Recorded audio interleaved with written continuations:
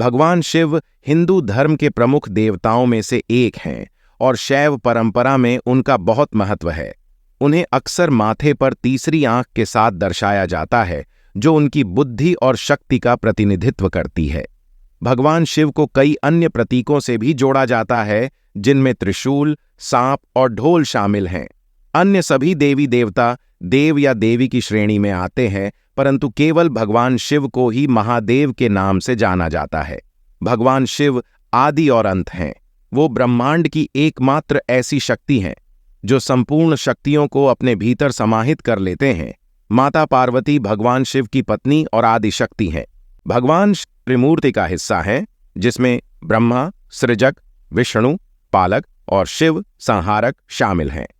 विनाश के देवता के रूप में भगवान शिव की भूमिका को सृजन और संहार के चक्र को जारी रखने के लिए आवश्यक माना जाता है।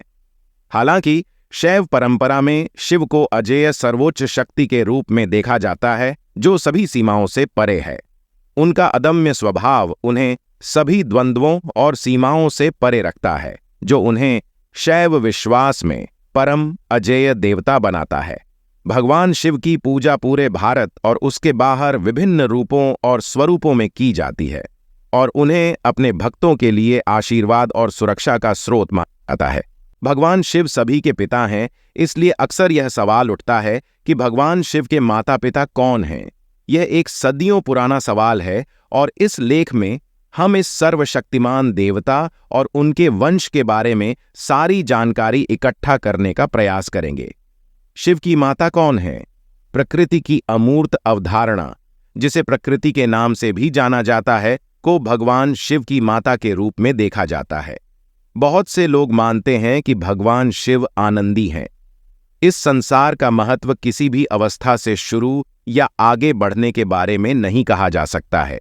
चूंकि भगवान शिव अपने वर्तमान अवतार आनंदी में हैं, इसलिए उनका जन्म नहीं हो सकता, या जिसे हम आमतौर पर दिन प्रतिदिन के अस्तित्व की शुरुआत कहते हैं। वे अपने जन्म और मृत्यु दोनों से आगे निकल चुके हैं।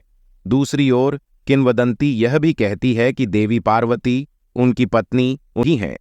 सभी की मां देवी दुर्गा को भगवान शिव की मां भी कहा जाता है।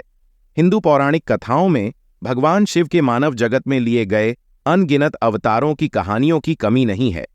इन अवतारों में उनके माता पिता अक्सर भगवान के उत्साही उपासक पाए जाते हैं। भगवद गीता में शिव के पिता और माता का प्रमाण श्रीमद् भगवद गीता अध्याय 14 के श्लोक 3 से 5 में मिले। प्रमाण के अनुसार 3 गुण रजगुण ब्रह्मा, सतगुण विष्णु तथा तम गुण शंकर प्रकृति से उत्पन्न हुए हैं, जिन्हें देवी दुर्गा भी कहा जाता है। प्रकृति को मां प्रकृति कहा जाता है क्योंकि वह सभी जीवित चीजों को जन्म देने के लिए जिम्मेदार है। मैं, जो गीता के ज्ञान का पाठ करता हूं, उन सभी चीजों का पिता हूं जिनमें जीवन है। मैं दुर्गा प्रकृति के गर्भ में बीज बोता हूं, जो सभी प्राणियों को जन्म देने के लिए जिम्मेदार है। निष्कर्ष निकलता है, भगवान शिव का कोई माता पिता नहीं है। वे अजन्मा हैं, आदि है, अगोचर है, और वो तब भी थे जब कुछ नहीं था। वो तब भी रहेंगे जब कुछ भी नहीं रहेगा। 3 दिव्य सत्ताओं भगवान ब्रह्मा और विष्णु, जो क्रमशः सृजनकर्ता और संरक्षक की भूमिका निभाते हैं, उनमें से भगवान शिव मुख्य रूप से विनाश से जुड़े हैं। बहुत सी धार्मिक पुस्तकों, पुराणों और वेदों के श्लोकों में बताया गया है कि हिंदू देवता शिव स्वयंभू हैं, जिसका मतलब है कि उनका जन्म इस दुनिया में नहीं हुआ। उनका जन्म ही ऐसा करने के लिए हुआ था। शिव स्वयंभू हैं, जिसका अर्थ है कि वे मानव शरीर से उत्पन्न नहीं हुए हैं, इसलिए उन्हें बनाया गया था। फिर भी प्रकृति या प्रकृति को शिव की मां के रूप में जाना जाता है। वे किसी भी चीज के अस्तित्व में आने से पहले से ही मौजूद थे और वे बाकी सब कुछ मिट जाने के बाद भी लंबे समय तक मौजूद रहेंगे। इस वजह से उन्हें आदि देव के रूप में भी सम्मानित किया जाता है। आइए अब अक्सर पूछे जाने वाले प्रश्नों के उत्तर जानते हैं। 1. शिव से पहले कौन पैदा हुआ था? सृष्टि के प्रथम हिंदू देवता को ब्रह्मा कहा जाता है। वे ब्रह्मांड की रचना करने वाले पहले देवता है और उन्हें परमपिता भी कहा जाता है। उन्हें सभी मनुष्यों और जीवों का पिता कहा जाता है, के नाम से भी जाना जाता है, जो आदिम युग में अस्तित्व में आए पहले देवता थे। भगवान शिव की कितनी संतानें हैं? हालांकि आमतौर पर भगवान शिव को 3 संतान माना जाता है।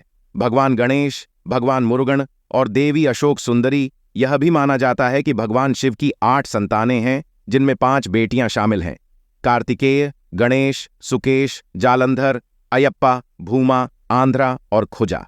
3. शिव का पहला पुत्र कौन है? शिव के पुत्रों की चर्चा करते समय गणेश का नाम आमतौर पर सबसे पहले लिया जाता है। फिर भी कहानी के ऐसे रूपांतर हैं जो दर्शाते हैं कि कार्तिकेय तीनों में सबसे बड़े हैं।